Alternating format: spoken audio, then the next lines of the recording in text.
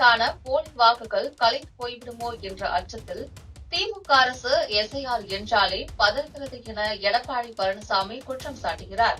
தமிழக அரசியல் அரங்கில் தற்போது பெரும் பரபரப்பை ஏற்படுத்தியுள்ள சிறப்பு தீவிர மறுஆய்வு எனும் இந்திய தேர்தல் ஆணையத்தின் மிக முக்கியமான வாக்காளர் பட்டியல் தூய்மைப்படுத்துதல் நடைமுறையை ஆளும் திமுக அரசு தொடர்ச்சியாகவும் திட்டமிட்டும் எதிர்த்து வருவதற்கு பின்னால் மறைந்திருக்கும் உண்மையான நோக்கம் லட்சக்கணக்கான போலி வாக்காளர்களை வாக்காளர் பட்டியலில் தக்க வைத்துக் கொண்டு வரவிருக்கும் உள்ளாட்சி தேர்தல், சட்டமன்ற இடைத்தேர்தல் மற்றும் எதிர்கால பொது தேர்தல்களில் தங்களுக்கு சாதகமான முறையில் பயன்படுத்திக் கொள்ளும் ஆழமான சதி வேலைதான் என்று அதிமுக பொதுச் செயலாளரும் தற்போதைய எதிர்க்கட்சித் தலைவருமான எடப்பாடி கே. பழனிசாமி வெளிப்படையாக ஆதாரப்பூர்வமாக கடுமையான குற்றச்சாட்டை முன்வைத்துள்ளார்.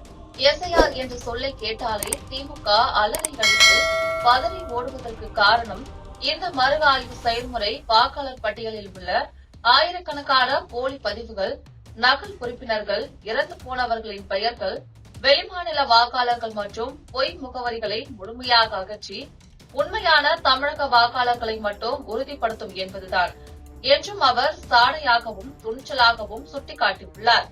இதனால் திமுகவுக்கு தேர்தல் வெற்றியை தீர்மானிக்கும் போலி வாக்காளர்களின் ஆதாரம் பறிபோகும் அபாயம் ஏற்படுவதால் அக்கட்சி, அரசு மற்றும் கட்சி நிர்வாகிகள் ஒருமித்த இந்த நடவடிக்கையை தடுக்க முயல்வதாகவும், இது ஜனநாயகத்தின் அடிப்படை தூண்களாக தேர்தல் நேர்மை மற்றும் வாக்காளர் உரிமையின் மீதான நேரடி தாக்குதல் என்றும் அவர் கடும் கண்டனம் தெரிவித்துள்ளார். மேலும் தேர்தல் ஆணையம் இந்த எஸ்ஐஆர் பணியை உடனடியாக தொடங்கி மாவட்ட வாரியாக முழு விரிவான சோதனை நடத்தி வாக்காளர் பட்டியலை முழுமையாக தூய்மைப்படுத்த வேண்டும் என வலியுறுத்திய அவர், திமுகவின் எதிர்ப்பு தேர்தல் ஜனநாயகத்தை கேள்விக்குள்ளாக்கும் ஆபத்தான போக்கு என்று எச்சரித்தார்.